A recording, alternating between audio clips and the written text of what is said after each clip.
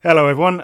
This is the Middle Earth in Mercia podcast, and this is going to be our first ever sort of live video that we're doing. So we're going to be doing a tournament preview in conjunction with James of Great Bear Gaming. So let's get on with it. So say hello, everyone. Hello. Thanks for having me back, Sonny and Ash. You're welcome. I thought it went pretty well last time, and you managed to not say anything controversial. So. Yeah, it's kind of surprising, really, but there you go. No, it was a good chat, and as like people that maybe I know not everybody that listens to this because obviously we're doing a preview. For people who do listen regularly, this is mine and Ash's first tournament of the year, so we're quite excited for this. So we're friends with Tom, who's the TO, and James is attending. So we thought we would do a little bit of a hype show and go through the lists and a few stats and things like that. But yeah, let's get on with it. So can everyone see the slides and that before I get going? Yeah, I can. Tom's reappearing as well. Okay, cool. Yeah, Tom's hopefully going to be joining us shortly. So yeah, it's 42 players. I thought this was fairly interesting because, you've obviously got everybody in their teams and their different communities and stuff now, and you can see it on what was it? It's Longshanks, isn't it? Everybody's different communities, and there's obviously quite good representation from the Brum lot and yourself at the Great Bears, James.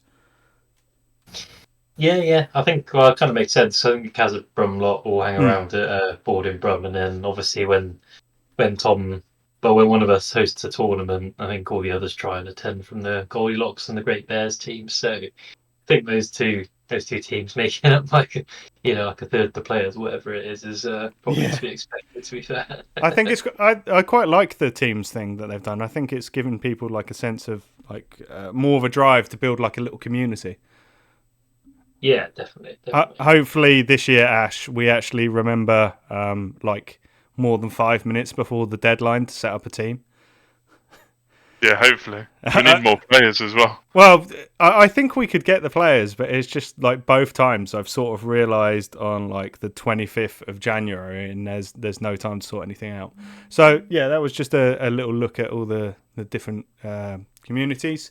So I was hoping we would have Tom with us by now, but obviously, hopefully it'd be... No, we've got Tom now. Oh, Tom's here. So, Tom, do you want to just give us a little bit of a rundown of what your idea for the tournament was? Yeah, man. I'll caveat it with, as you know, the little man's here. So if I disappear, I hope you've done the whole belly daycare business. But I'm using this as a form to keep me awake, so I had to rejoin. So the event is... I did the event because I tried to attend this nice little one at the South Coast that sold out, so we were gutted. So I thought, I did an event. Good friend of mine, Dale's obviously bought Board In Brum, and he's doing some really nice things there. So I wanted to support him in doing the event. Essentially, the escalation event I did in September at High Wycombe went down pretty well. It sold out really quick. The feedback was really good. You get to take 2 lists, and because it's escalation, but you can completely change your lists. You don't have to keep the 350 and the 550. You just have to have the faction re-represented. But the list itself, the leader, can completely change. So it gives people a chance just to try a couple of new lists over the course of the day, which is, I think, something that people generally quite like. I like low points because it's a skirmish game, so that's why I keep it 350, 550. I don't really like the high points. And you struggle to get 4 games in, so that's sort of another reason for that, to be honest. But it's just a cheap, cheerful £15 tournament where you can go meet your friends and roll some dice. No frills, no spills. Yeah, it's a good idea, and with 42 players we mentioned just a second ago, it's obviously been pretty popular. You said you had to turn down extra tickets as well. Yeah, to be honest, the intention was it was only going to be like 20 odd people and I'll get to play, only being an 80, and I was like, I've got a code to I'll play, won't be much hassle, use Longshanks, I can still get about a bit. especially with my list, games don't generally last very long, so I'll still get out of it to be a good TO. But then, yeah, more and more people wanted to come. I didn't want to say no, and obviously it helps the shop to get more people in as well. So yeah, 42, and I had to stop selling tickets. I think this is good to see because some of the Board and Brum events we've gone to, obviously there were different TOs to yourself, but margin of victory as being the first tiebreaker. I think the ones we attended before was strength of schedule, which I absolutely hate. Yes, it's strength of schedule is so bad, and it was definitely feedback that I think you hear a lot. But that's going to be completely different with, like I say, with Dale doing a lot of the TOing and then me getting my way in there too. It won't be strength of schedule moving forward. Cool. Yeah, I think strength of schedule, to be fair, is fairly rare. Not a lot of people play that for the reasons we've said. Right then, so probably why I scored so highly last time we were there. Well, for me, it just comes down to margin of victory. It means even if you're taking a battering, it's worth continuing to play and do the best you can. Whereas, like every moment of the game more or less matters, whether you're winning or whether you're losing, and it's in your hands. Whereas with strength of schedule, it's something that's more or less completely out of your hands, and there's nothing you can do about it. So, I mean, the other thing is that it's not that relevant because it's a second tiebreaker. But I always like VPs conceded rather than VPs scored. To me, like keeping it tight is so much harder than just going for like Hail Marys trying to score VPs. So I always go for VPs conceded as like the next one. It's just personal preference. But I think it's harder to keep a game tight when you're against good people than it is to go for a Hail Mary of trying to get big VPs and then conceding a load yourself. Yeah, a 12-11 victory is less impressive than maybe an 8-0 victory. Yeah. Okay, cool. Let's move on to the lists, which is what everybody's here for. And yeah, for me, I was looking at this 24 good lists, 18 evil lists. I think I'm correct in saying most tournaments you have a slight skew towards evil. So it seems like there's more good lists than usual. Mordor being up there isn't surprising. Minas Tirith being up there isn't surprising. But Isengard and maybe Misty Mountains is a bit surprising to see in the top 4. What do you guys think? I don't think Isengard's surprising at all. I think Minas Tirith and Mordor obviously have such a deep roster and such a varied range of warriors and heroes that there's just so many options. That's not surprising. But I think the same with Isengard. I think vanilla Isengard is very good, and it seems to be quite popular at the moment. I think with you tend to see sort of Lurtz and then Frascu and then someone else and just a bunch of Tin Can Uruks, and that's pretty good and that's pretty straightforward. So yeah, I mean, sorry, go ahead, Tom. That's what I was just going to say. There's quite a few new people that people reached out saying it's their first tournament. So like the Isengard we've got will just be a couple of the little heroes that are probably quite easy to put together. And same as the Minas Tirith. There's Minas Tirith without Boromir, for example. A couple of bits like that where it's just standard troops where you can get good numbers, have a couple of heroes, and sort of have a safe, easy first tournament, getting to know things. So it's sort of sensible choices from the people that are taking it. Really, when you look at the Longshanks ratings, except for the Isengard, they're generally people that are sort of newer or less experienced. I think that's something to be proud of as well, that you've obviously hosting an event in a location at a price point that is appealing to new players. Because, yeah, I saw there were at least three people on Facebook that were saying it was their first ever tournament as well. And, yeah, I guess, like you say, those kind of people are going to take maybe just what they happen to have at home. And but yeah, on the Isengard, I don't disagree with what you said, James. But I just meant more that to see it at number 2 most popular, I do think there is an intrinsic strength to the list, and it is really deep. But I just personally hadn't seen it at like second position before. Yeah, I suppose you might have expected to see like 1 or 2 more Hunter Orc lists taking it to the top, and then a couple of. I was sort of expecting a couple more Azogs and then probably a couple more Helms as well. But and Goblin Town. Actually, I was very surprised there's only one Goblin Town, but I think that's good. Goblin Town just It's so annoying. Yeah, I think they're going to have a hard time getting some of the games done. I think that's the point, though, is so you kind of, at that point, you then build a list knowing that you're going to go to time, and then you sort of play accordingly. All right, cool. I think that's enough on the overview. So on to 350.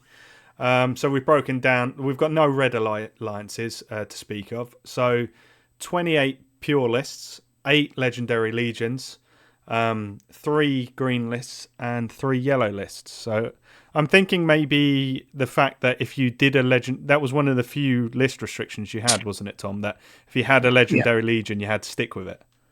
Yeah. So no, I mean, like I said, it's an 80. I didn't want people going from Azog's Hunters to something that's. Oh, sorry, that's about Isengard to Assault on Helm's Deep. That's the sort of, I don't want people going from Scouts to Assault on Helm's Deep. That type of vibe. It's just, if you're a Legion, you're a Legion. Because they generally have a point where they function, and then a point where they clearly don't. And most things don't function at 350, to be honest, except for Scouts and stuff like that. But then it's not an impressive experience for an 80. Yeah, it also gets weird when legendary legions mix factions. So if you have Ugluk Scouts and then Current Dormer for Asgush and Spider Queen, what faction's that? And then probably would create headaches for you as well, wouldn't it, Tom, to be fair? So yeah, maybe that's led to a slight reduction in legendary legions, because I think that's normally a bit higher than the 19% we've got there. And I think maybe as well 350 has kept. Did you allow any red lists? Was it okay to have red lists? I think I said no red lists, actually. I think it said yellow, green, or legendary legions. I think at the 90 I allowed red, but at the 80 I said no.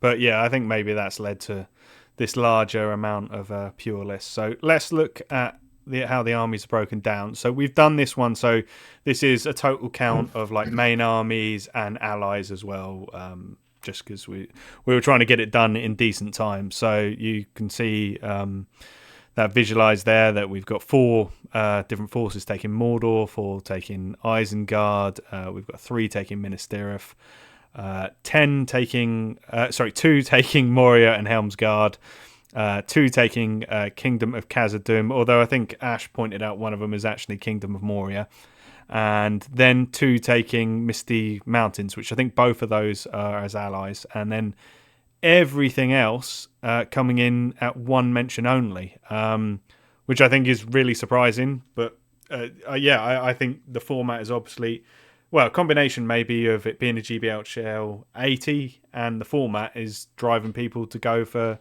variety and keeping it varied. What do you guys think? I think we need the variation, because I think there's a couple of times where you think the tournament scene's can get a bit stale with the same sort of 10-15 lists everyone takes. So I think just having the spread, and even when factions are the same, like my Mordor list is nothing like someone else's Mordor list. So I think is a properly good spread, I think. So I think all the Mordor lists are all pretty different. I think the Isenguards are ones are pretty much like copies of each other, with the odd hero changing here and there, but pretty much quite similar in the way they're built up. But the Mordor ones are like, because Mordor's got so many heroes, it's like there's quite a lot of variation even within the Mordor lists, which is nice to see. Yeah, I'm like the only person that I would say who's taken for my 550 a run-of-the-mill Mordor list that you would expect to see at a tournament, which is quite surprising. I think I'm the only Witch King, aren't I? Which is that's pretty odd. The Angmar player got... Oh wait, no, the Angmar players will come on to that. We'll come on to that, yeah. No, he does not have the Witch King. Or he or she, I'm not sure. It was ambiguous by the name. Moving on to the 550 lists. This is pretty similar as we've got before. It's just... that's badly labelled there, isn't it? We've had... I think that is actually how it's meant to be with the colours, the yellow. It's meant to be one more yellow list. So, yeah, one more alliance going on. But pretty much the same as what we had before. And then moving on to here, we move up to 5 Mordor, and then I think everything else is... everything else is the same, so we won't spend too much time on that. So, on to the actual meat of why we've met. I think we've got... Let's have a quick look. So 29, and we're on 8. So we've got something like 10 lists to go through. So we haven't picked like the best or the worst or whatever. So if your list hasn't been chosen, please don't take it personally. If it has been chosen, please don't take it personally. We've just sort of chosen some lists we thought would be like to each of us were interesting in some way, and we fancied talking about it because it's an interesting subject. Obviously, with 42 players, 2 different lists for everybody, we can't go through them all. So it, like, together with the stats, hopefully it just gives you a bit of a taster of what you might see. And for our lists anyway, it'll give you a bit of an insight into maybe the methodology of why we've taken what we've taken, and may even help you defeat us on the battlefield. So I think... Oh, no, we've got a few more list stats first. Sorry, I forgot about this. Ash, thanks for putting it together. So, yeah, I think here, like the other stats are fairly banal, but like this is fairly interesting that at 350, there's only 2 lists that feature magic. Maximum bows is 12. The differential between minimum and maximum models is 2 to 55, which is pretty incredible. Average models 19. The minimum and maximum on might is 2 and 9, and average might is 5. And then moving up to 550, we see a big bump in magic up to 8 lists, but I think that's still fairly low for 42 players. We're up to a maximum of 20 bows. The min-max on the models goes from 5 up to a staggering 68. I'm guessing that's Goblin Town. Average models is about what you would expect, 30 models, and then the min-max on might goes from 3 to 11, with the average might being featured 7. So, yeah, any thoughts on those stats, guys? I thought particularly on the magic, it was interesting. The minimum and max ones are both the same armies, both 350 and 550. So they're both the one with treated and Beachbone. Beachwood, or yeah, I'm not sure. Yeah, and then Goblin Town. What about James or Tom? Any thoughts on them? You've been out on the tournament scene already this year. Is that what you've been seeing? Tom's dealing with a childcare related crisis, I think. Oh, okay. But, it's all on you then, James. Give us your thoughts. Nothing sort of seems unusual to me. There's sort of low magic at 350, which is sort of reasonable because casters are normally expensive. And it's not at a high enough level where you'd want stuff like shamans or even a Cardiff or whatever. So I think that's probably a couple of lists where it's sort of semi-designed around the sort of key caster. Max bows is sort of what you expect. Min-max, again, that's kind of, you got a couple of... I think you got 1 or 2 sort of big monster armies where that's the Ents, and then 55 is Paul Kelly with Goblin Town, bringing a really, really disgusting list. But yeah, average models. I think the main thing I look at is sort of the might and average models, really. Average models 19's right at 350, I think, because you normally want either one maxed out warband or a couple of smaller heroes with more warbands. So yeah, 19's what you'd expect, I think. And then at 550 again, 30 is about what you should aim for, I think, because it's normally so I think people try and average 1 model per 20 points. Yeah, I've heard that. But when you're at low levels, so 350 and 550 is still a bit low. I guess you kind of expect a few more models than that precisely, but nothing sort of really leaps out at me. It all seems pretty it's kind of like when you have all these lists, that's kind of what they normally average out at. I think nothing sort of jumps out at me as max bows is quite interesting, like 12 bows at 350 and then 20 at 550. I'm not sure how that's possible, because I don't think there was a Rangers of Mirkwood, but I'm trying to think what it is now, but there's certainly a lot of bows. It's not Tom, is it, with the canned? It might be. It could be. I did the stats, but I can't remember. There were too many lists. But just sort of like penny of my thoughts. I kind of feel at 350, your bows are much more valuable than at 550. The higher points I go, the less sort of weight I tend to put on the bows because it's much easier to screen. You tend to have more might so that you can march up to them. I don't know. When I've been playing more towards 350, I've tended to see bows are more worthwhile having.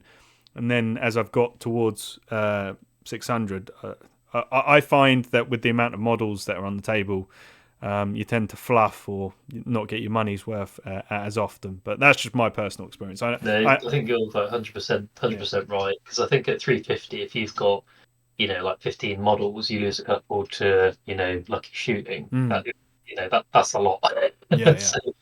So I think definitely bows. Whereas I think at 800, you just sort of if you get shot at a bit and you lose some models, it's a bit like, well, who cares? I've got 40 more. So I think you're right. I think you kind of need more and more bows to actually make a difference at higher points. But even just having a 2 or 3 bows at low points and get lucky shots, that can actually swing things quite a lot. All right then. So as I said a moment ago, let's move on to the lists.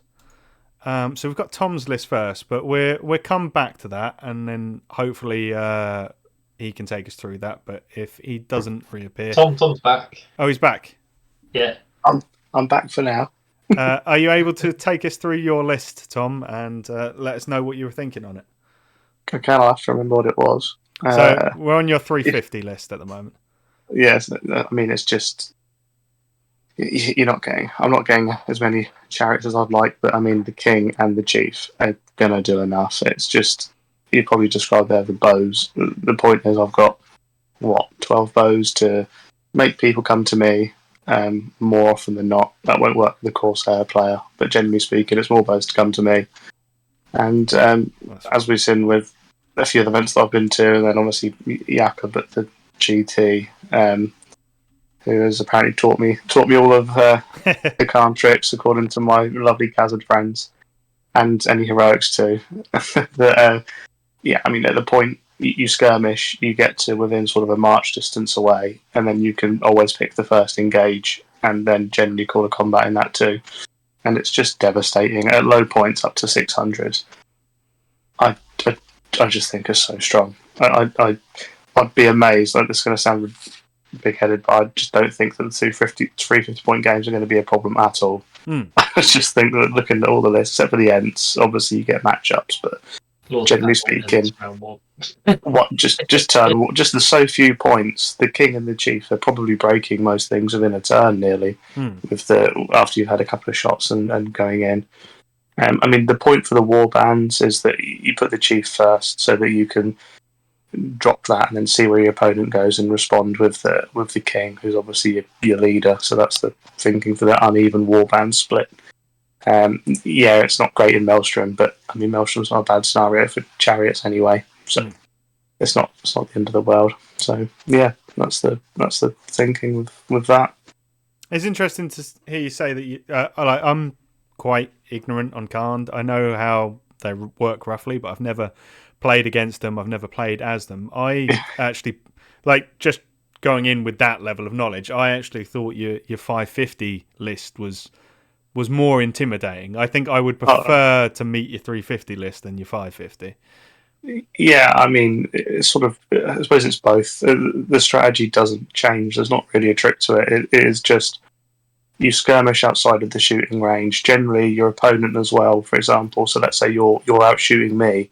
Most people have their bows at the back rank with spears. So I just make sure I'm in range of the front rank. I shoot the front rank. They then come forward, of which they're the next turn, for which they're going to then have reduced shooting values, and I can take advantage having more bows. Surprisingly, they don't actually win that many shoot wars against bow-heavy armies because you have so few models. If you take a model for a model, you're going to break before they are. So that's not a solid thing to do. But because you can march with everything, and then because you can engage in a march, it's really not the end of the world. Terrain heavy boards are obviously the biggest problem.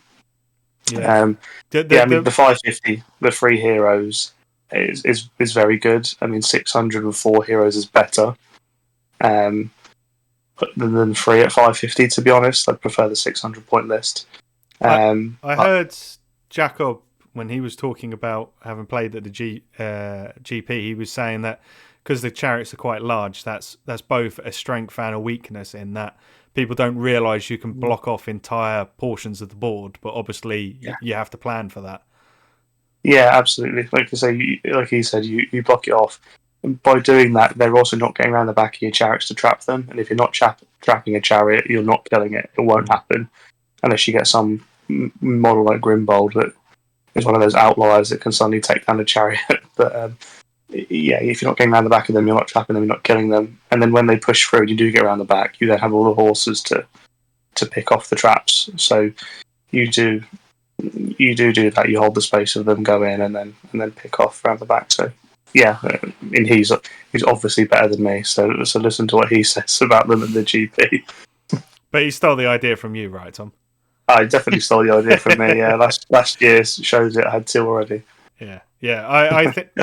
I think they're both really strong lists. The amount of bows you've got, the amount of movement you've got, and then obviously the unique strengths of the chariots. What about you, James? Is this a list you've faced in practice games before? I think so. I think I played with chariots like once, and there was an allied list. Just trying to figure out how you deal with the chariots, because if you hurl them, you hurl the whole chariot, don't you? And you don't dismount. Yeah. So even if you pick up one chariot and hurl it into another, that's not really. Well, it's just in a different location. Like, it's fine. Yeah. I assume it takes a strength 3 hit up and down, but one of the lists that's sort of a nightmare to face is Dan Shaw's Taken Fell Beings, and I played him at James's event, and first turn I killed something like 10 models, but then when the Spider Queen pops broodlings and then charges you, and then she gets on the end and gets with a hurl, because the bases are so big, there's just nothing really that you can do. And she's one of the few models that can dictate the first engage, and then with the broodlings and bats tying you down, it's the trouble. I definitely don't want to face that list. And then obviously Dale's Ents, I don't want to face. There's a heavy Vault Warden list, don't really want to face that. But because the D9 is obviously, I'm not going to crack through that as much as I keep bumping into it. It's going to be a tickle fight. So, what about the Witch King? Or magic in general? Can that be a problem for you? I mean, it can be. I find that because of how aggressive they are, I personally just, if they're not going to charge me, it doesn't matter. Let them get it through. If it's a position where they're going to be aggressive towards me, I will just spend every bit of resource I have to resist it, and then make sure I get the charge, obviously. I mean, if they're calling magic after I've done my impact hits and my charge, then I've already done some damage. If they're calling it beforehand, like I say, if they're not going to be aggressive towards me, let it go off. If they are going to be, then resist it and then counter. It's at these points, you're only going to find one caster, so I'm still going to have 2 chariots to do other things. And being fight 5, the Witch King is worried, for example. So it's not the end of the world. Obviously, running over my own stuff, people always think that's bad. But the reality is, with the way chariots pivot, you're very rarely getting that off unless you've really misplayed your chariots, because you just won't have your horses in front. And then by the time you pivot, move free, etc., you're fine. It's more making them face the wrong way, which is annoying. Which, if you do that, that's a pain in the arse. Well, I could listen to you talk about this list for a lot longer, because it's basically training me on how to try and deal with it. But we should probably move on. Ash, have you got any thoughts before we move on to the next list? Just that it's got more bows than I've got models, so that's a bit worrying. Well, and also if those chariots hit your horses, that's going to be a nightmare. Yeah. Rohan is, I just love it. It's just such low defense, and the horse is just a great army for counter face. I mean, I know you get lots of heroes, but it's a great hero. It's a great army to counter face. I'd love to play Ash. And you just come up against anything that does impact hits, and you're just like like camels as well. And there's a couple of eagles as well, which I've not fared well against in the past, but we can cover that one. Well, I think anything that's got superior mobility and can either do impact hits or hurl you is terrible for cavalry. But let's move on because we've got to get through these tonight. So on to your lists, James, which I think you had a Rohan list in initially, and I saw you swapped this out. So do you want to take us through what the methodology is for this? I was originally going to do Risers of Theodred's Guard even, and basically take something fairly meta-ish. So Theodred and Grimbold at 350, and then with Elf Helmet 550, and I think that would have been a pretty good list. But I sort of looked at it and I was a bit like, I always take Helm, and this is basically just Helm but slightly worse. So I was like, so I asked Tom if I could change my list because it was the day of the deadline. So I'd done it beforehand, but then I was sort of umming and ahhing about it, and I was just before the deadline, and I said, Tom, what do you think of this list? And he said it was rubbish, so I changed it to that list. So this list is incredibly simple in that it's just a highly mobile Mordor list, which is weird, but it's just Morgul Knights. So obviously they're fight 4, defense 6. I think they have armored horses, so D5 forces, which is quite helpful to stop the bows. Obviously lances cause terror, and then obviously Camul gives you the harbinger of evil. So I mean, for example, well, to be fair, it kind of, in one sense, it is sort of a guff list, but then I also took it to another fairly chilled tournament and then ended up on the top table in the last game of the tournament with it. So so it's not like entirely guff. And like I played Goblin Town with it, and they just couldn't charge. And not with this list specifically, it was a different points value, but it's the same sort of list, just come on a whole bunch of knights, and then there's some wild riders in that one because of the points. But sometimes you just have walks and they just can't charge you, and it just means that obviously you don't have the might to win, to sort of try and get the heroic move roll off, which is a pain. But a lot of armies just can't charge you, so they might get one or two in, but then they leave enough knights free that they can go and rescue the ones who have been charged or whatever. And then Camul's obviously just causing chaos, and Camul's just, I love Camul. I think my favourite is the Witch King because I'm just, I'm basic and I know what he does, and the Crown of Morgul's disgusting. But other than that, it's got to be Camul because obviously you spend the point of will, go up to fight 6. Obviously, I don't think you need to change the other characteristics when you're on the Fell Beast, but going up to fight 6 is good. And then all you need to do is cause a wound to get that back. And he's a rubbish spellcaster, but the thing is, you can just sort of chuck, if you need to, you just chuck a bunch of will at something like. He black darts on a 6 rather than a 5, but it was like, fine, this is like a clutch thing, I'm going to chuck 5 dice at it.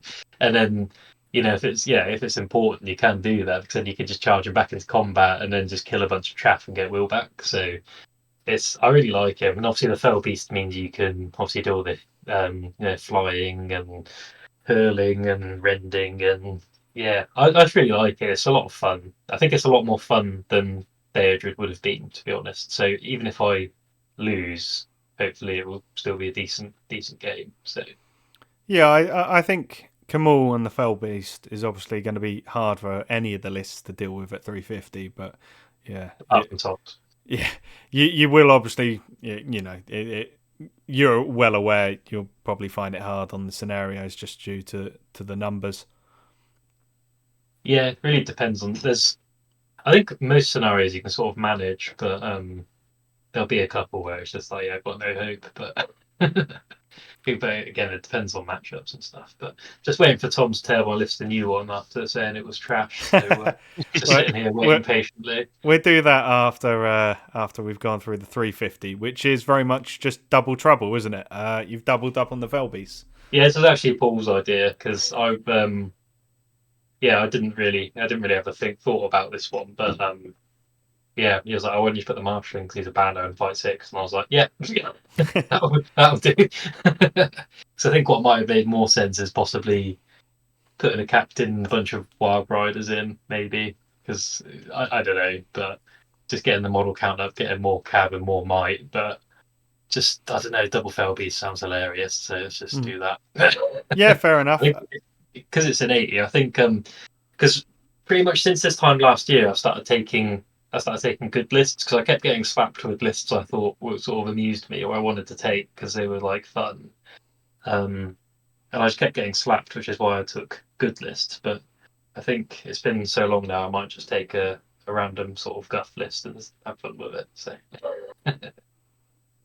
No, I think that's fair enough. And yeah, I like, especially with it being an 80 and there being newer players, I think seeing 2 fell beasts, that's going to be quite confounding for them. So it's not like you're going to get swept throughout the day. I don't think I'll get slapped. I'm aiming for 2 wins, 2 losses, and be happy with that, to be honest.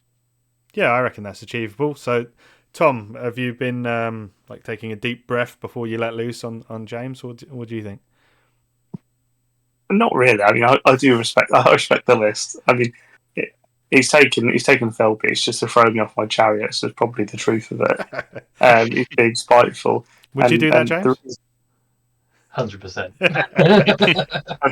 And the reason he's doing that is because Phil Kelly has gone full Grimmer and got in his ear this is a really good idea, because he's taking James out of the running by giving him a mean list that's run to crap, and then B, taking me out because I'm going to be held out in my chariots and laid there all upset. So I think Phil's had the last laugh here. The trouble is when I play him at 350, he's going to have all these models not be able to charge anything if I play him.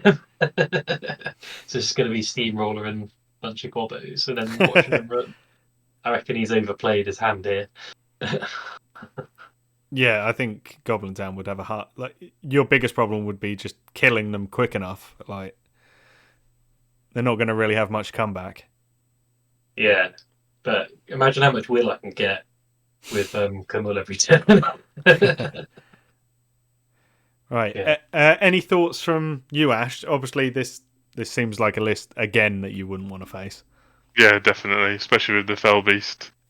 Yeah. Times 2, especially in the and 550. Fight 6 heroes as well. But yeah. Obviously, I'll be spending the point of will every turn with Camille, so to get up to fight 6. So it's convenient for all your fight 5 as well, isn't it? Yeah, I don't think... One thing that surprised me is that there's quite a lot of high point heroes that have been picked, even at the 350 list. So that's surprising that there's a lot of high point heroes in people's 350s list. I think someone's got Aragon, so that's taking up most of your points. Yeah, that's a lot. So, all right. But, yeah.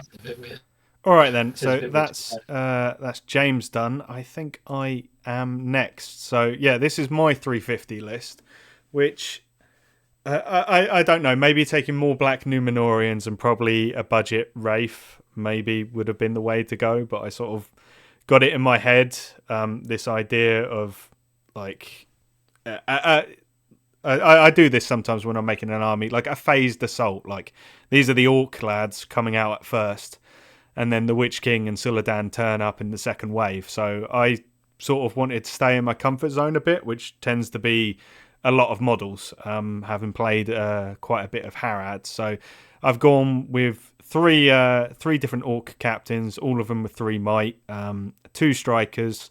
You've got Guritz with his tricks if Maelstrom happens.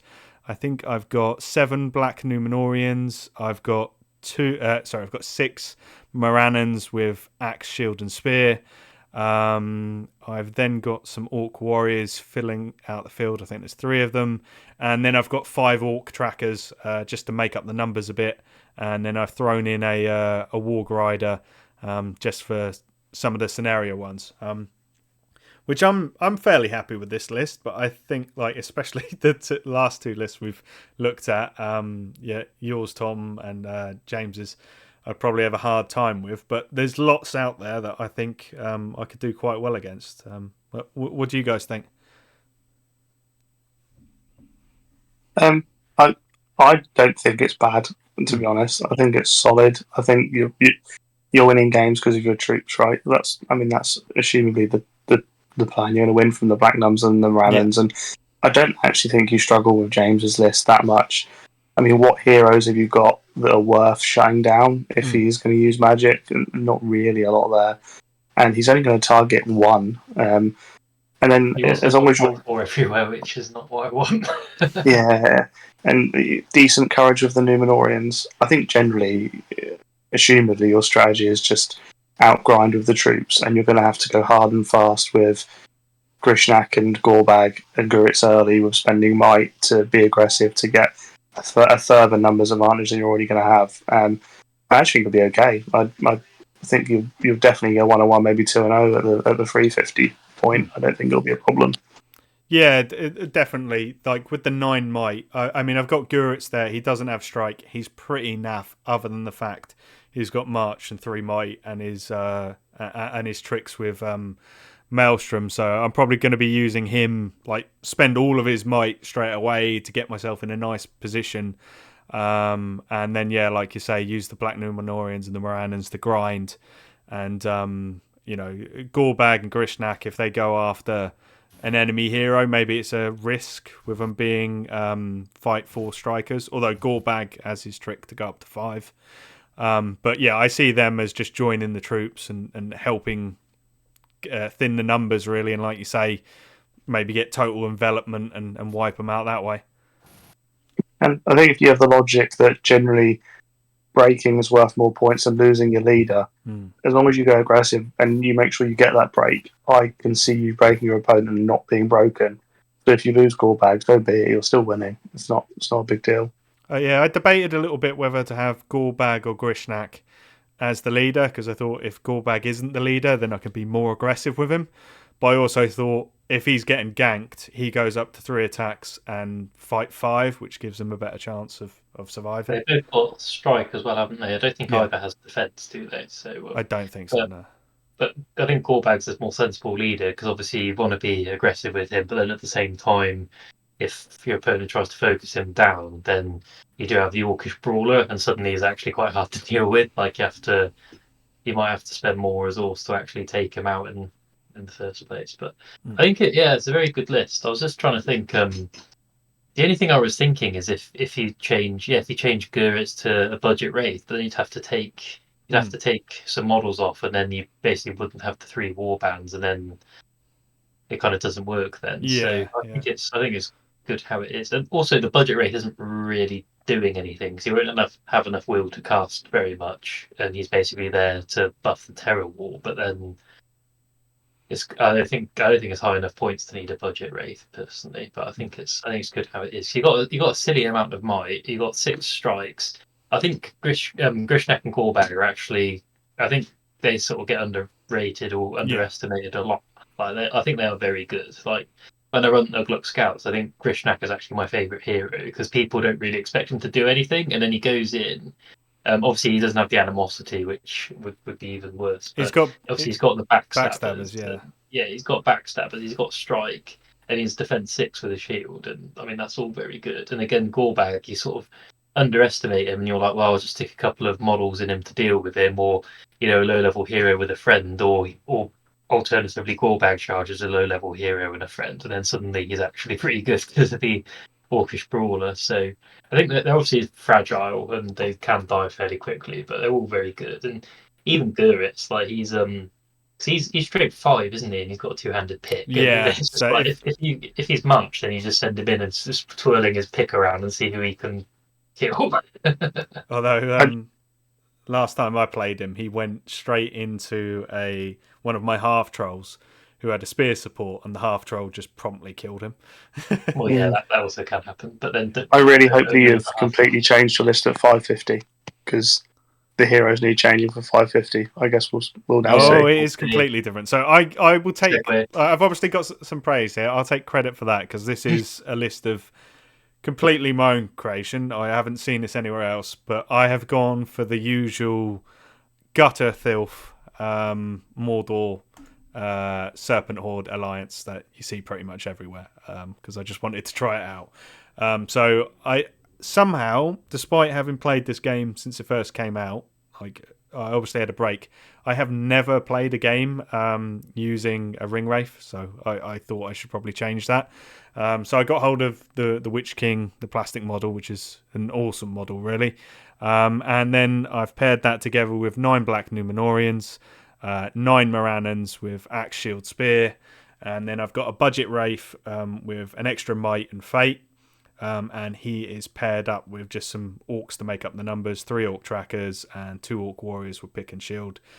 And then I've added that with Suladan and his Serpent Banner, Armoured Horse, with 2 Serpent Riders with War Spear, just to try and keep him alive until he joins up with the main force. So I think most people who are familiar know what this is about. It's use the Wraiths to neutralise the enemy heroes and let your Black Numenorians and your Morannons and your Terror allow you to pick preferable matchups, and you've got your banner and just grind away and take out the enemy, really.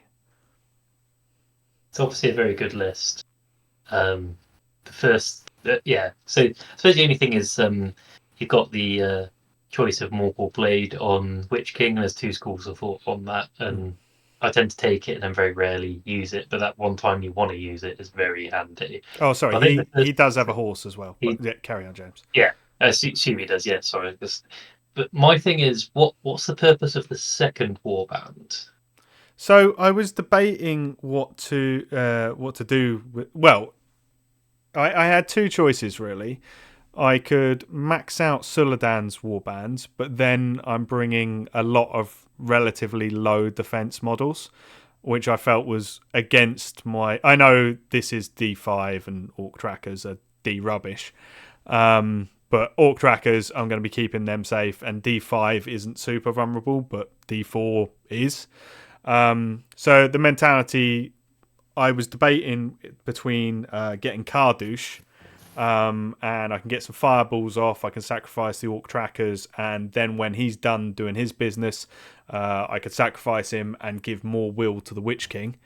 But I went with the second Ring Wraith on Tom's advice, just of the combo of that I can be double casting effectively for 6 turns, and at this points level that's going to cause people problems in terms of their will resource. Like I was thinking, even if you've got like there's some of these Isengard lists, for instance, on the Ring Wraith and the Witch King, you've got 2+. Is it Sap Courage? Reduce their courage by 1, and you can do that in a cumulative manner, can't you? So with 14 will on him and then an additional 7 here, you could make it pretty much effective that the enemy heroes cannot charge your Black Numenorians or Witch King. And then you've obviously got other options of transfixing them on a 3+. It's just do lots of magic until they've got no will left, and then transfix them maybe with a what's it called when you use the might to boost it up, so you can really take care of them. That was my thinking. Yeah, I don't know. I can see the double threat. And you've obviously got that might for March, so you don't have to use Sully's either. So then then you've got more moves. I suppose I'm trying to go through it in my head. Like, would you just have a captain for 20 points less to do more marching because the Witch King's so good at casting, you actually need a second one? But I'm trying to. I think actually no. I don't think you would want to change him, would you? 65 points for another six spells and a march is actually quite good. Yeah, that's what we'll talk to the culprit who convinced me to do this in a minute. But that's what Tom kind of said, that he's very efficient for the points at 65. Yeah, I think he's just because I think the thing is though, he's not got a horse and he's only got the 1 might and 1 fate, which means he's vulnerable. But then if you can just keep him behind the line and just have him sort of chuck spells at people, that's pretty good for 65 points. What do you think then, Tom? I think that 550 is not ideal. I think 600 is better. I think that there's definitely a skill cap to it because your model count is a little bit lower than where you'd really like it to be. I mean, I haven't done the maths, but 9 Nums, 9 Rannons is a lot. I've been tempted to reduce a couple of them to something a bit cheaper to get a couple more models. I can't see how much will's on your Witch King. So it'd be 14 total, I think. Yeah, I probably would have left 1 off that as well and got a 13, got another model. tracker wise, just to top it up a little bit. But I think so. I mean, I've played it. I think the French guys at Ardacon used it quite a lot.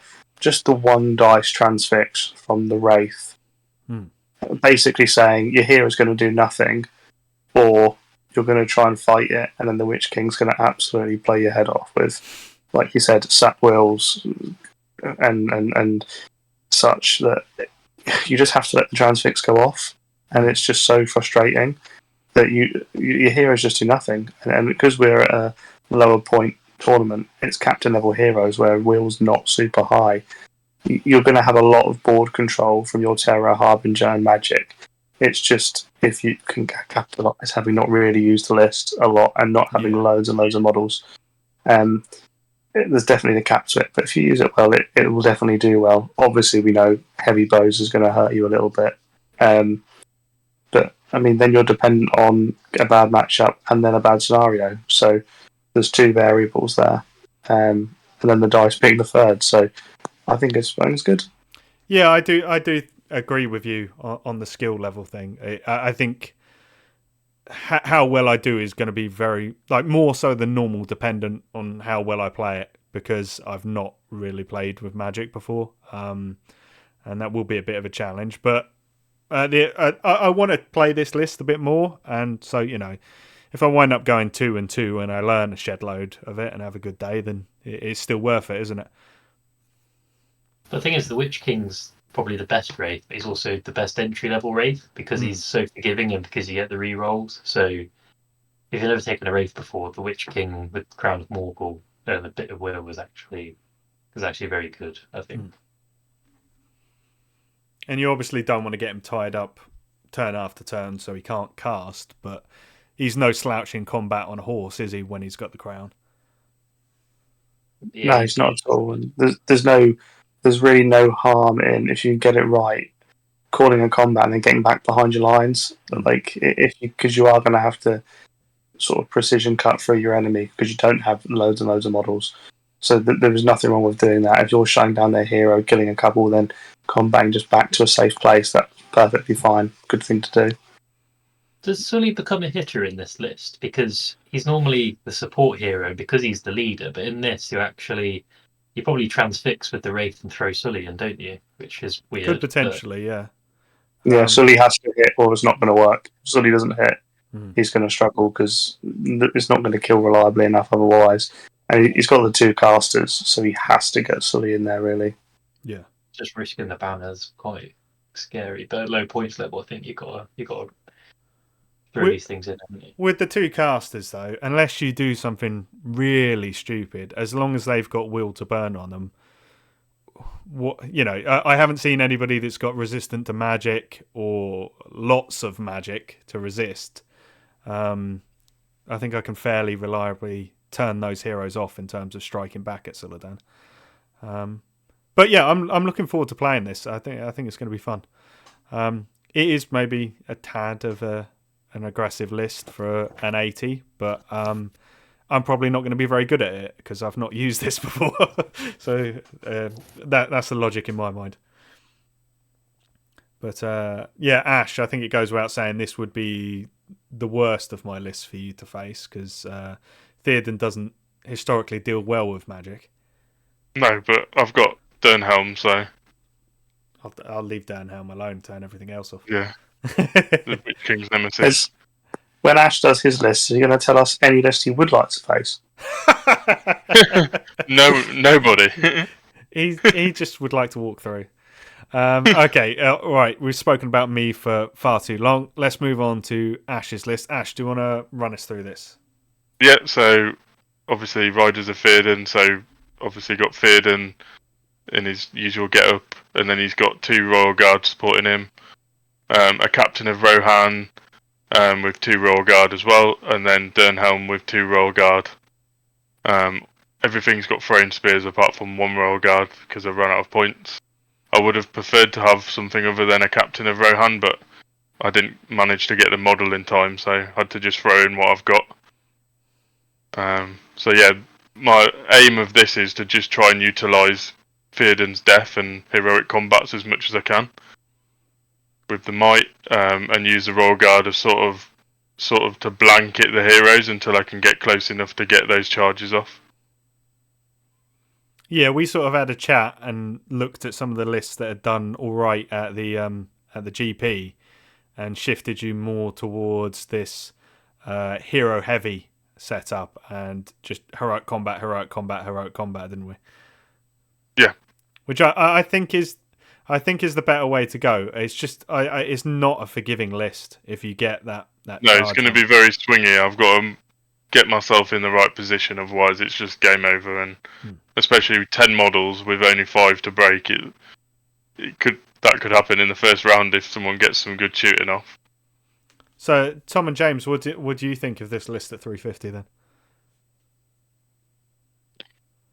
I think he's paying a tax to use it at 550 where it's better. I think just because there's so many bows, it's not ideal. But sorry, little man, I'll let James go. Okay.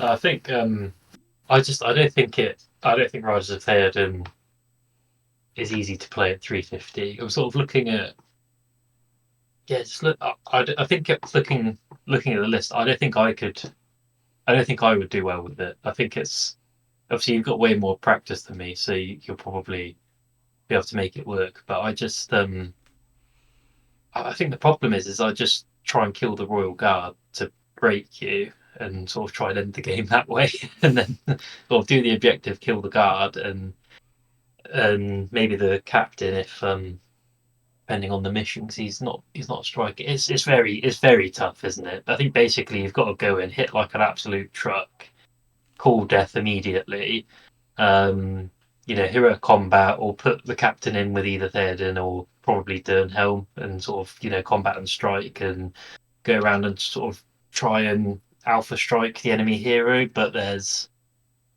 no banner either, is there? So it's a bit like I think it'll either work or it won't, and I don't think I could make it. I don't think I would do well with it. I think I think Rise of Theoden I tend to like at 600 plus, to be honest, but that's me. And also I don't play the hero heavy thing, hero heavy variant, just because I can't get my head around it. But that's my preference. But I think I'm gonna have to be very aggressive with it.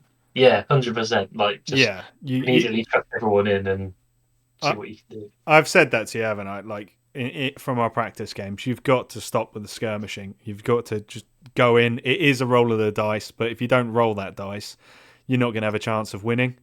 And it could go your way. If you can get in there, call death, do 3 heroic combats, a little bit of luck getting the heroic move off the next turn, another 3 heroic combats, just using the Royal Guard to make sure that you don't get surrounded on your heroes. Who knows where you could wind up. But yeah, I do think you need to get a move on, Ash, and paint some more armies so that you've got more options for these varying tournaments. It's pretty much all my models are on this list for this army, other than my riders. But on to the more positive one, because I do think your 550 is stronger just because of you've got quite a lot of heavy hitters here when you combine it with the Legendary Legion special rules. Do you want to take us through this one quickly? Yeah, so pretty much the same list as this time. I'm bringing Aimer in with 2 extra Royal Guard, or is it? No, 3 extra Royal Guard, and giving one of those Royal Guard a banner. Again, I would have liked to have swapped the captain out for another hero, but again, didn't have time to get the model in place. So the captain's there, but he's pretty much Royal Guard spec. So pretty much the same tactics. Just try and get that death off. How many points is Daewine? Yeah, Daewine was who we thought he should take, but he didn't have time to get the model sorted. Yeah, because Daewine's got that. Proxy your captain. Daewine's got that extra rule where if he's within within 12, I think, of Theoden, he gets a free heroic combat. Yeah.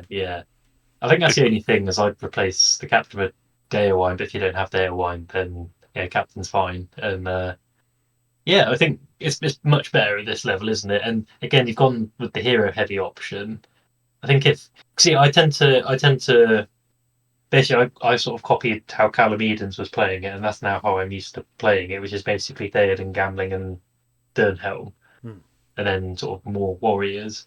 So when I see the hero heavy version, I'm always it's always surprising how few models you get. But the thing is, they're all very good models, aren't they? So again, it's just a case of chucking them in, calling, getting the charge right, calling the death, winning some roll offs, and just combating and seeing where you end up. I think after a couple of turns, but there's no reason you can't tromp through a few lists with this quite happily. Yeah, matchup's going to play a big part, isn't it? Yeah, and I've toyed with Gambling, but I just can't seem to get on with Gambling as a model. But he basically heroic defenses till the end of days. So I just chuck him into something, just defense, and then get a free mic. It's just like, it's just if you have him in like Fog of War, just have him as your hero to defend, and then as soon as anyone comes near him, just defense. And they've changed his ruling since I last played him. So when I last played him, it was like only one hero you could give them that extra might, whereas now it's anyone who's down to 0. Yeah, but with Gambling, so with Dernhelm, you use Merry's might to call stuff, and then give Merry the might back. Keep giving Merry the might back, yeah. And then when you get low on, I suppose it's not like that's he doesn't like heroic default forever. Sorry, he doesn't heroic defense forever by default, but it's just like you can when he runs out of might, but otherwise he's just sort of you're just giving it back to Merry every turn, probably until some of the big boys are out of might. But I really like him, but his banner's still only 3 inches, isn't it? Which is really lame because all the other big boys have their banners of 6 inches. Like, I think you'd pay like more points to have a 6-inch banner. To be fair, I do think you need to remember with this list, though, Ash, that like I think it's preferable to hit the front of their line when the charge is timed right. Like you've lost priority, they've moved, and you can get off a charge with all of your troops. I think that is more valuable than better positioning where you don't have that golden opportunity of having lost priority. Because if you get in there with Theoden, that's 3 attacks, AMF 4 attacks, 3 attacks, 4 attacks. You've got a banner, you've got might, you've got death. You're probably winning all of those combats and then moving on and taking out other people. And then just you don't even need to fully engage with your Royal Guard if you've lost priority. So you don't need to stitch them up and put them in a 1-on-4 or whatever. You just position them to make sure that they can't get round the back of you next turn. I just think getting in there and getting that first turn of heroic combats is so important for you, because you are one lucky bow shot away on Theoden's horse, away from all of your choices being taken away from you. Yeah, and that's why he's got more Royal Guard than everyone else, so that he's at least got a wall around him to cover him. Got some meat shields. You said, Sonny, there should never be an instance where he's charging when his opponent can then counter-charge. That should never happen. He should always be charging on the turn his opponent had priority. And that is so important. And then having the Royal Guard, I would not charge them in on the first turn. I'd just put the heroes in, ready to call death, and then the Royal Guard's there to protect your heroes and pick off if you lose the priority on the next turn, and that's what their purpose is. I think that's the way to go. And if you're playing something heavy bow, for God's sake, just pretend you're not going to do anything. Just pretend you're going to hide behind terrain and not move and take the draw. Just frustrate them, bring them forward. Don't just walk into the bows like instantly. Play a bit of mind games. That's definitely what I do. Yeah, I think that's some good advice. Right, there you go, Ash. So let's move on to the selection of lists we've chosen from other people. As I say, this is neither the best, the worst, the most competitive. They're just ones that have caught our eye and we thought we'd have a chat about. We're going to rattle through these a little bit quicker because obviously we've had more in-depth sort of thoughts to offer on our own lists. So I think this was one that you highlighted, wasn't it, James? Yeah, I don't know. It just kind of struck me as interesting. Obviously, it's high model count. Rob Logger's leader's an interesting one. I almost always take Dilibers just because he's not much more points, and he has the Iron Will stand fast, and he also has heroic defense as well, which is good. But Groblog, if you're sort of doing a swarm, the Groblog's good because obviously he's got strike, 3 might, and he's got the Mithril Crown, so that's all good. I think the thing is though, so this is probably where I might bow to the wisdom of Mr. Smith, but I like it in that it's got it's got loads of goblins and it's got some prowlers, which is good, and it's got bat swarms. It's got 2 bat swarms, which is good. But like the only thing I was thinking is, what are the bat swarming into to sort of make the fight lower than a goblin? Yeah. Because obviously the only thing is that prowlers can get up to fight 5 with if the Mithril Crown goes off and they are fighting someone who is trapped. So they can go up to fight 5, which then means they're probably, if you sort of bat swarm into someone, they're going to have the higher fight probably. But I suppose it's just I wasn't sure what the bat swarms are there to do really, because it's going to be quite situational. And I think one might have done, and I think a bat swarm and a monster is really really fun at Moria. So that's either what a I was dweller thinking. or a cave troll, yeah. But then I suppose you lose too many models. So I don't think you lose that many though, because they're what, 80 points. So if you drop a bat swarm, you drop a captain, and you drop 4. 90. No, Is it the one that's got the cave drake at the 550? I'm not sure, but yeah, if you drop these 3 goblins, you drop a captain, and you drop a bat swarm, you've got yourself a But then it's a that cave troll. defeating the object of the list, which is the swarm. I don't know. You're still at. I mean, sorry, go ahead. For me, it's like I think the bat swarms to have a second is useful. The other, not interested in terms of if one dies, then you've also got the fact the mobility is there. But just to stick it into a hero, you're not often combating off a bat swarm because of the amount of wounds. So that's obviously useful too. I don't know, but they can just. I know they got 4 wounds, so if they go into someone, you're probably not combating off it. But then if I suppose you're just careful with them, but if they get countercharged or trapped or something, they can. I don't know. I kind of see it in that the mobility helps for objectives, and you can actually use them as tanks. Weirdly, but I suppose I'm just sort of thinking of the obviously the halving fight value special rule. Like how much value is that?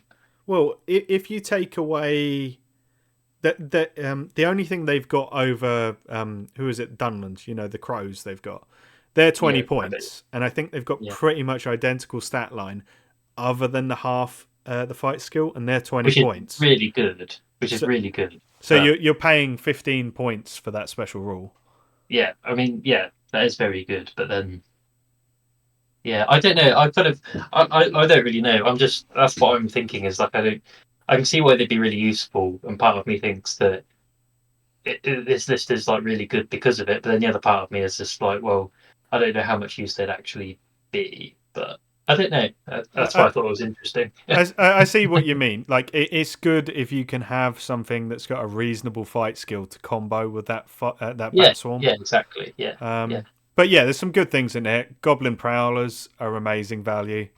Bat Swarms are good. Goblin Captains are outrageously cheap just for the might. And lots of numbers. Yeah. I think it will.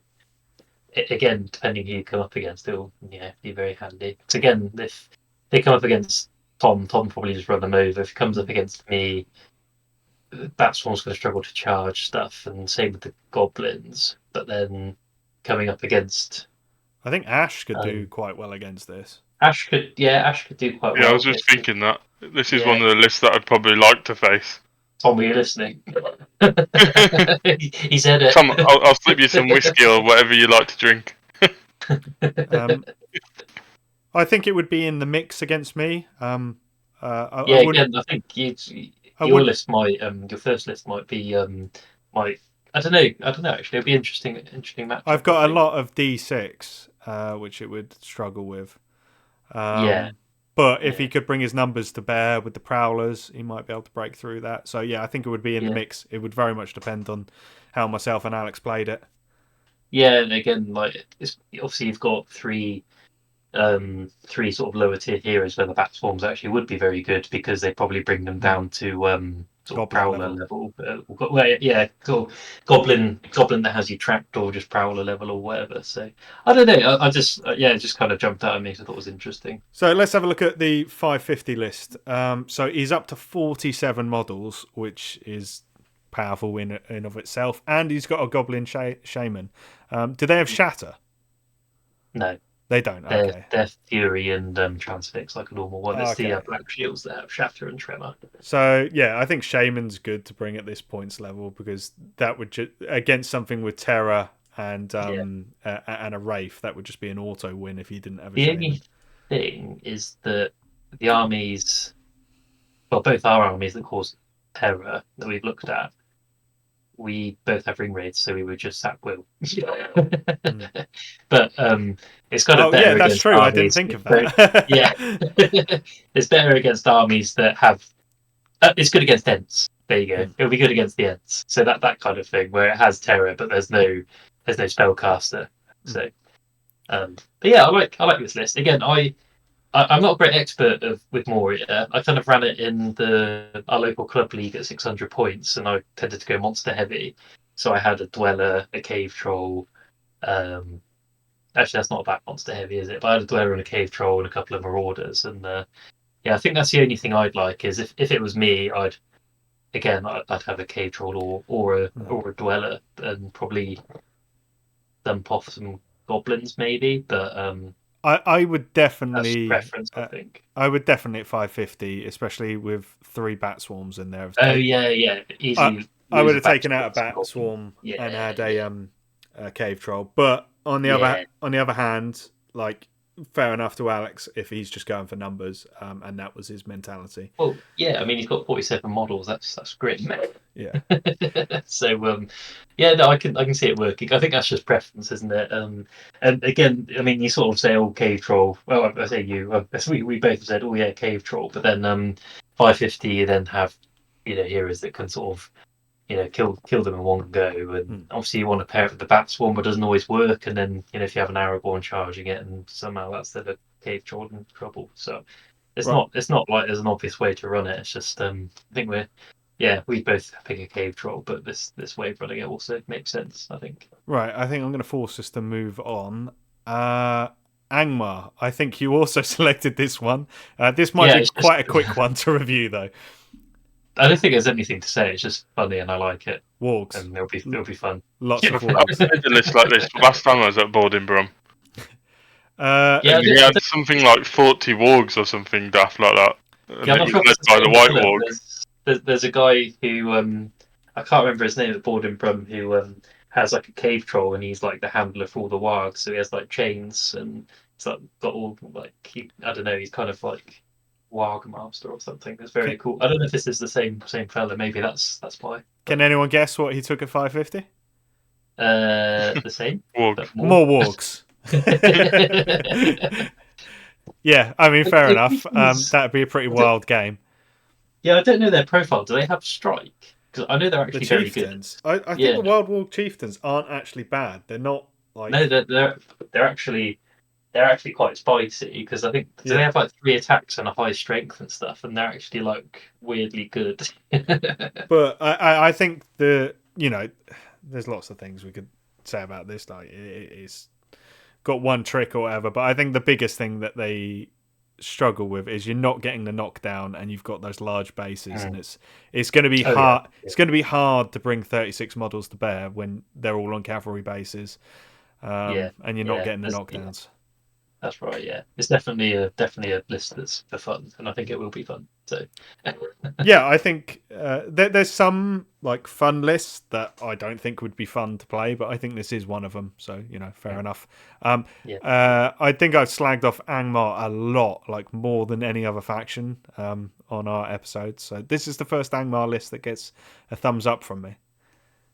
That's not using their army bonus or anything, is it? It's just Angmar by name, just so you can have those wargs by personality. All right, let's move on then. So this is one I chose to go through because I think it's both the 350 and the 500. Well, especially the 500. I don't know if he was the first person to run it, but it's like it seems to be a derivative of the list that Jay Achara was playing at the GP, especially the 550. This is very, very similar, apart from I think he didn't go for shields. And I just wanted to talk about this one because and again, it's not my thoughts. I think it was World Champion was saying on another podcast that he feels a lot of people sleep on like just the pure Isengard list. And yeah, I entirely agree, which is why I've chosen this one. I think there's a lot of intrinsic strength in the base stats, the fight 4, the strength 4. The one thing I do wonder about a lot with these lists, I know they're going to maximize the models. Like we've got 20 Uruks at 350 is strong.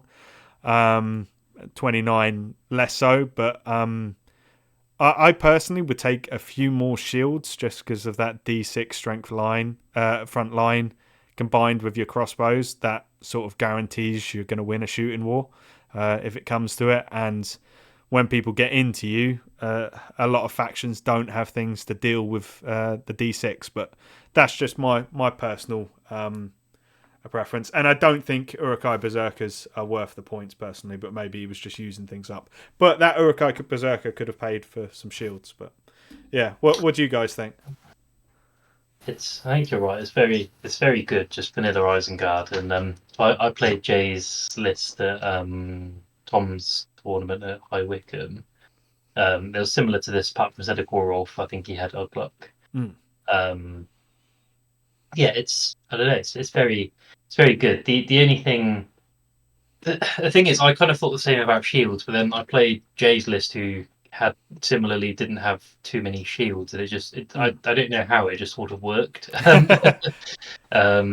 So the only thing is, I think Jay ran it without a banner to get even more models, which I guess is something to consider. Yeah, I think you're right. I think at the GP as well, he ran it without a banner. Yeah, because that's one of the things I was struck by when I was playing him. The only thing is, I don't think it's as good at 350 because you've got Lurtz, who's very good as a leader at 350. But the problem is you need a second hero, and then you're not. I suppose actually it's not like a small number of models, but it's not massive at that point. But I appreciate you got 2 very good heroes, but I don't know. I just I think the 550 list is a lot better than the 350 list, but then in the 550 list, maybe you do want more. I suppose it's the same problem with each, actually, is maybe you just want to have more models. In the 550 list, maybe it's a case of getting rid of the banner and the berserker and getting more models and a smattering of shield. But then at 350, I think it's a problem intrinsic to the list, isn't it? Because once you have Lurtz, and then you sort of look at maxing out his warband, suddenly you end up with an awkward number of points where you can't get another hero because Uruk captains are expensive, and then the named heroes are actually about the same price. So it's you just get a named hero, but then once you've got Lurtz, a decent number of models, and then another named hero, you actually don't have that many points left over to actually do much with the second warband. So, but yeah, I don't know. Both those heroes are very good though. So I'm kind of umming and ahhing, aren't I, quite a lot? But I think you could gain, and I think I'm correct in saying you could gain another couple of Uruks if you went down to a Urukai captain with shield. But you're losing a point of might, and I think you're losing the ability to strike. So you are. Gorolf's very good. I can't remember what he does, but I can sort of see why actually it's better to spend the points to get Gorolf. Sure. Any thoughts from you, Tom, or are you still busy with parenting duties? I'm busy on parent duties, but just to say, Jake's actually my first drop. So if you're trying to save time, you won't see this 550 list at the event. Just wait until... Okay, we've spoken about the strength of Isengard. We'll move on then if Jake is unfortunately... Just one thing from me is that all 4 Isengard lists are pretty much similar, apart from 2 have got Ugluk and 2 have got Lurtz, or 1 has got Lurtz now. So it's interesting to see how they perform with that change of character.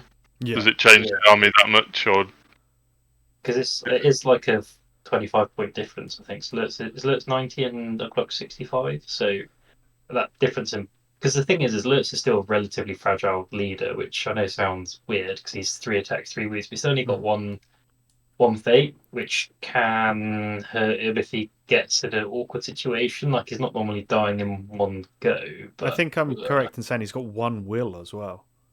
Yeah, he's 3/1/1. Yeah. So he's vulnerable, and I know at 550 it's probably very hard to fit him in a list, but I think if you're taking Isengard and you're taking pure Isengard, you've always got to ask yourself, am I right in not taking Saruman? Because he's an incredibly powerful caster. I need to get my Saruman out because I painted him up and I've never used him, but I've never come up against him either, actually, other than in Vanquishes. So that's an interesting point, to be fair. But it's because with the Sorceress Blast, just continuously do that on enemy leaders, and you can normally pick yourself up a victory point, and then you sit on your victory point and try and secure the game. Yeah, I suppose the only thing is if your warrior's fold, then he's in trouble, but kind of the same with Lurtz, I suppose. All right, let's move on, because, I think we do need to try and get this wrapped up. Past my bedtime, Sonny. Sorry, say again? It's past my bedtime. Is it? Is it? We'll try. How many have we got left? It's not really. It's fine. Okay. We've not got too many. We've got 1, 2, 3. 3. We can do that. Okay. So this is another one I chose, which is Far Harad. I'm personally just interested to see how this does, because I'm going to a few tournaments that are low points, and I've seen Mahud Raiders used in numbers at relatively low points before. So I'm going to be keeping an eye on this. I don't really know whether this is going to do well or not. You go 2 kings or 1 king and maxing out camels. The one thing I thought was really strange was not taking a second war camel on this Mahud King. Oh, he's not on a camel. Yeah, because the Mahud King is so much better on a war camel than he is on foot. Like, it's night and day. I mean, if we're being quick, then I'd say either lose the second king, just get a whole bunch of camels, like max out camels, or get rid of the 2 warriors, put the other Mahud King on a camel, and then that's how I'd do it. But I think it'll be good. Yeah, I agree with that 100%. Yeah, I think a maxed out warband of raiders, because the Mahud King on foot, he's not going to do a lot compared to the one on the camel. Well, no, you kind of think. I mean, I played against the Mahud King a bit, and once he's off the camel, I'm just not really worried about him. Like, he might kill some stuff, but whatever. He's sort of taking the main threat of the army away by not having them on camels. Yeah. I mean, I obviously don't have magic at 350, but I think the first thing I would do if I did have a Wraith at 350, Black Dart the Camel. And it's like, okay. At 10 blowpipes always good. They're only 12-inch range, but when you're on the camel and you're hitting on 3s, that's really good. They're annoying. Poison, yeah. Let's move on to his 550, which I think is stronger. But again, there's a king that doesn't have a camel, and again, I would have definitely taken the camel. I personally think the model count is now too low. Yeah, maybe. But if I come up against this, I'll definitely just be Black Dart in camels. Yeah, but I think again, this is probably a funsies list, isn't it? So I think it's quite fun. Camels are if these are the GW models, I think they're really nice models to see on the field. Half trolls are good. Yeah. Any more on this list? I'll have you a bet. Ned goes 3-1, 100%. And also, I'm going to check that that there's not a camel, because just the fact that it says war spear and whatnot, I'm just wondering if it's just a typo, to be honest. That would make sense if it is. Yeah, because otherwise, if he's on camel, then the first list is a lot better. You wouldn't make any changes, would you? Well, I mean, you could run it. Yeah, you could run it as 1 warband instead, but 2 kings is grim. So, but it would also be believable to me if he's bought GW models that he didn't want to buy a 3rd Mahud King. I can believe that of him just being like, I didn't want to get another one. Yeah, fair. But that's a good shout, Tom. That could be a typo, and in which case, I think the 350 list is a lot better. Yeah, 350 list is suddenly very strong then, isn't it? And I think the 550 list is strong as well. But it's just the model count, because if you can count the charge Mahud, they die. But But, yeah, I'll definitely be keeping an eye on this list because I've obviously got I've got my hood at home, and if this does well, maybe it's something I'll copy. Yeah. So on to Helm's Guard. I can't remember who selected this one. Who wanted to speak about this? It wasn't me, but I run Helm's That was Guard. me that put that on there. Was it? Just thought it'd be a good contrast to what I've chosen. Yeah, so James, were you sort of saying that Helm's Guard is fairly meta at these points levels? I don't know. I think I'm not so. familiar. Yeah, it's very good at 350, 400.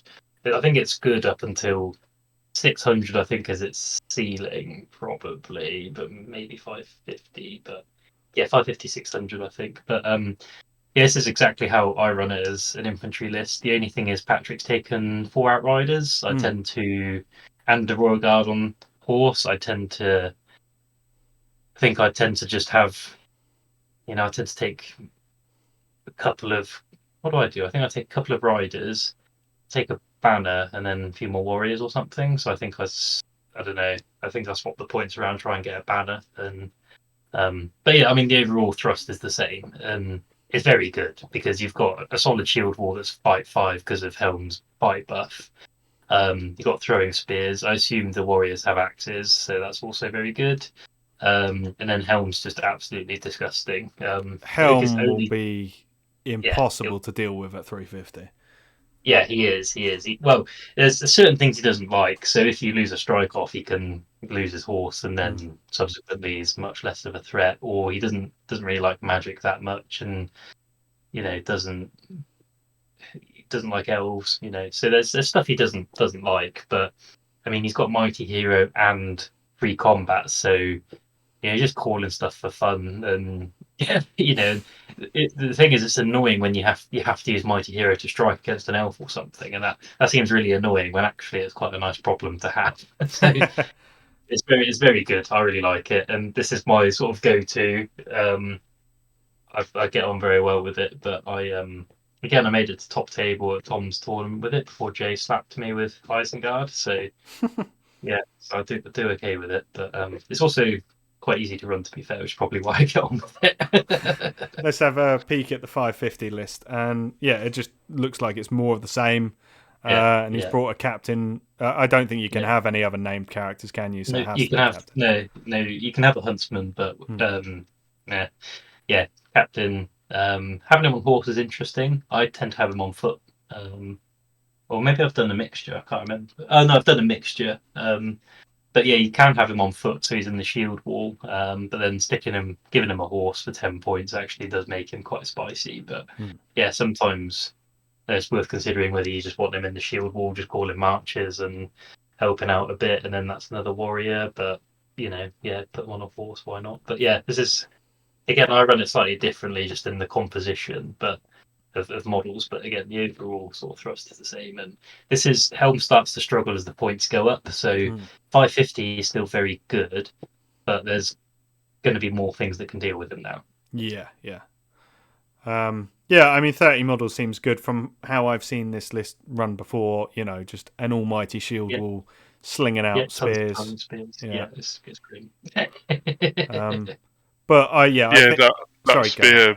that spear special rule that he gives does help because you can build that shield wall as well as having thrown spears in place. So yeah.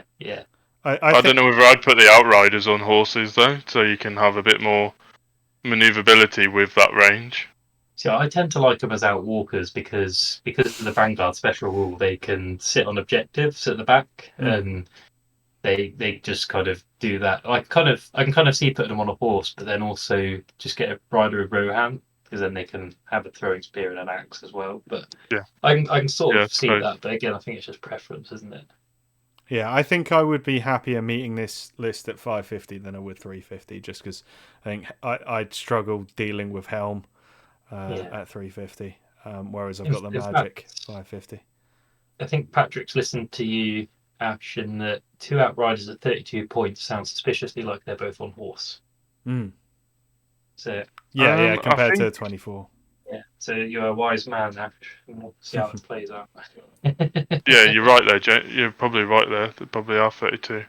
because there's 16 points for them on foot. So yeah, I think what are they, like 8 points and 6 for a horse, maybe. So I think it might. 10 points for both models. So it's 26 points for 2 there. So all right then. Well, moving on. I don't know whether the listeners or the watchers can figure that out in their own time. I'd give my captain some give the captain heavy armour for the extra 5 points. Oh, you not got the armour? Yeah, I always give him the armour. I like okay. that. Anything from you, Tom, before we move on to our final list? Other than Patrick being very good and my favourite to win it, nothing to add. Tom's pick, eh? Yeah, that interesting to watch then. I'll be keeping an eye out for that on Sunday. And then we have, from what you've told me, Tom, the much talked about Corsairs of Umbar. This is his 350 list. I haven't really looked at this in too much depth. 29 models, 9 bows. No, you've got a lot of these break points wrong, Ash. There's 15 break, isn't it? That's what the guy had on his. Oh, okay. Well, it's list. wrong. Delgamar Corsair. He's got 9 of those crossbow guys. 2 black Numenorians. Corsairs with shield. Corsairs with spear. Yeah, thoughts on this one? I don't have a lot of experience with Umbar, so I think you guys might be better off talking about this. This is where you just tag Tom in and just let him talk for 20 minutes. It would be if I wasn't on parenting duty, but the little man's about to go off, I think. Okay. I mean, the reason it's been talked about is just the amount of bow fire. It's like, how would my list hold up against this? It's like the extreme. And my personal view is the points between Delgamar and Dalamir, you should just always take Dalamir even at 350, and it's bonkers not to. But the bow fire is just going to win it some games, let's be honest. And that's why it's been spoke about so much in my group. So it's 9 bows at 350 and then 12 29 crossbows. models at 350. I just realised that's nasty. Yeah. I mean, the model count is nasty on both, 29 and 41. Oh, the 12 Reavers, though. You tend to have a smattering of Reavers rather than loads of them, though, don't you? Yeah, I've only come across... I came across a very similar warband, Corsair Bosun 12 Reavers before, and they didn't impress me, but I don't know whether that's how they usually perform or not. Might be sort of a good list, but sort of configured to be more fun because it's an 80. So just, why not take a bunch of Reavers? But yeah, he's got 12 Arbalisters, which obviously is probably winning the shooting war. I suppose there's not that many normal Corsairs, though. It's only 10 normal Corsairs. I don't know if the Reavers have the throwing weapons and you can do all the sneaky nonsense you can with the normal Corsairs where you like kill your own men and stuff. But interesting. I don't know whether he's meta for this list or not, but I think the Black Numenorian Marshal is a profile that doesn't see as much use as it could do. Like fight 5 with Terror, Lance. If you've got a shield, you can get up to D7. He comes with a shield. Oh, he comes with a shield. Yeah, so it's D7. I think it's a pretty good profile for 85 points. Yeah. On a horse. Yeah, I think so. I think you're right. I think Trouble is verging on a bit, not like overcosted, but just like a bit expensive for. Yeah, I think it's. You kind of have to have a purpose for him, basically, to drop that minute, because he's more expensive than his leader. Yeah, I think that's the reason he doesn't get selected as much, is that around those points, there's a lot of other really good options. Yeah, there's just tons in the Mordor and Corsair. There's just better options, but he's good and he's quite fun and he can do a good job. So, yeah. But there we go. Any more on this list before we sort of wrap up? It's just weird to me. You wouldn't just take a captain and have Dalamir instead of the Marshal and Delgamar, to be honest. But I mean, it might just be a fun event, so take something different. Yeah. Yeah, fair enough. Okay, cool. Let's stop sharing that screen. But yeah, there you have it, everyone. That's a smattering of the lists we've gone through. I know we couldn't get to everyone, and there's a lot of good lists that we haven't spoken about, but that hopefully gives you an idea of what you might see out there. on Sunday. It really seems like, I think because it's at a popular location and, you know, people are able to put up with Tom. Maybe they don't like him, but like they can tolerate him as a TO. That you've got quite a lot of people going from taking 2 ents through to like really competitive lists. So, you know, hopefully the people that are new to the tournament scene dodge that for their first game and then just have a nice day. And the people that are looking to try and win it, it normally gets sorted out pretty rapidly, doesn't it? Yeah. Yeah, after the first game, maybe 2, kind of, all the sweat lords can go and be sweaty, and then everyone else can enjoy themselves. Yeah, I'm looking forward to it. I'm just hoping I don't get someone turn up to the table, take his jumper off, and he's got a GB top on like every tournament I've been to. I don't think there are any from the player list, but I might be wrong. But yeah, that has been a bit of an omen of death for you, hasn't it? Personally. Yeah, first round. But yeah, there you have it, guys. That's a bit of a tournament preview for you. Tom, I know you're busy right now, but do you have any closing remarks as a TO? Anything you want to pass on to people to remember for Sunday? I know it's obvious. I've said I'm looking after the kid, but the strange noises in the background, just to be clear, it's not some weird sort of sex noises. It is my son. I'm going to just evidence this very quickly before there's some sort of dodgy reputation that goes around in the league. There we go. No, not really. Just like I said, if you are playing a new player, please sort of be patient, be kind. The timings aren't long. I get that, but I just really want them to have a good experience. And like I say, it should sort out the first couple of rounds anyway. Even on TO and on playing, just come to the table. If I have to sacrifice my game, I will. I'll just give it up. I just want to roll some dice, but I will just drop my points and forfeit the game at a 6-0, so it's not a problem. Just come over. And yeah, have fun. And thanks to Dale for hosting, to be honest.